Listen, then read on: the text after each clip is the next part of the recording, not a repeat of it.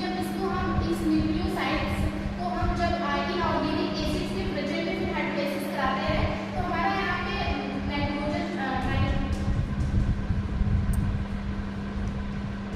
Nitrogenous base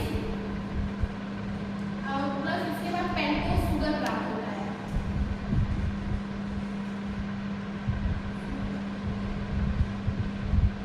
sugar प्राप्त होता है, इसको पेंटोस शुगर इसलिए कहते हैं कि इसमें 5 कार्बन होता है।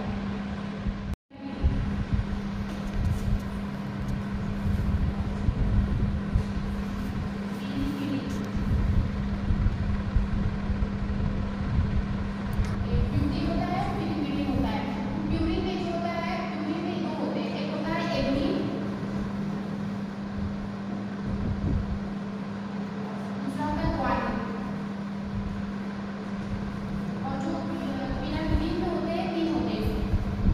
पहला होता है यूरिसिल,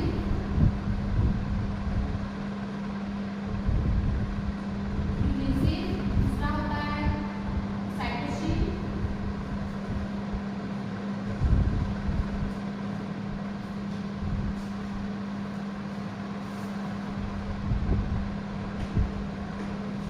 और तीसरा होता है थायमिन।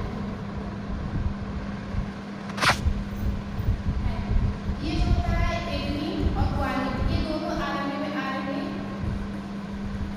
और डीएनए ये पाए जाते हैं। ये भी आरएनए डीएनए दोनों पाए जाते हैं। यूरेसिल होता है, यूरेसिल जो होता है ओनली डीएनए में पाया जाता है। ये आरएनए में, ये हम इसको आरएनए में यूरेसिल नहीं पाया जाता है। और ये इसमें जो साइटोसिन होता है, ये डीएनए और आरएनए दोनों पाए जाते हैं। और थायमिन जो होता है, ये केवल आरएनए में पाया जाता है।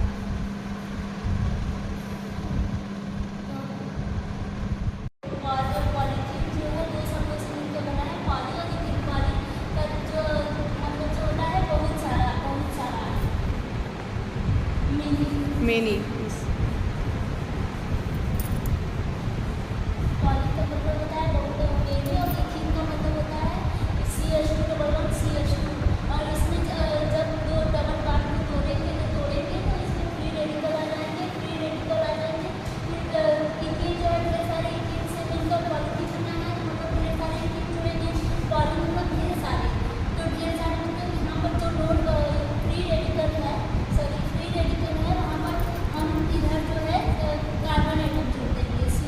CH2 ढेर सारे CH2 मिलकर हमारा जो है इधर भी इन्फिनिटी तक जाएगा और इधर भी इन्फिनिटी तक जाएगा। तो ये जो है पॉली मतलब इथिन जो है ढेर सारे लॉन्ग चेन में मिलकर पॉलीथीन का निर्माण करते हैं। ऐसे ही पॉलीमर भी ढेर सारे मोनोमर से मिलकर बना होता है। मोनोमर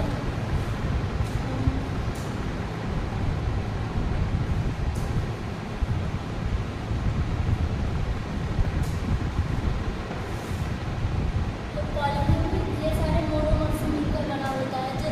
जैसे कि मोनोमर किसे कहते हैं? Mono mean single. मोनोमर जैसे सिंगल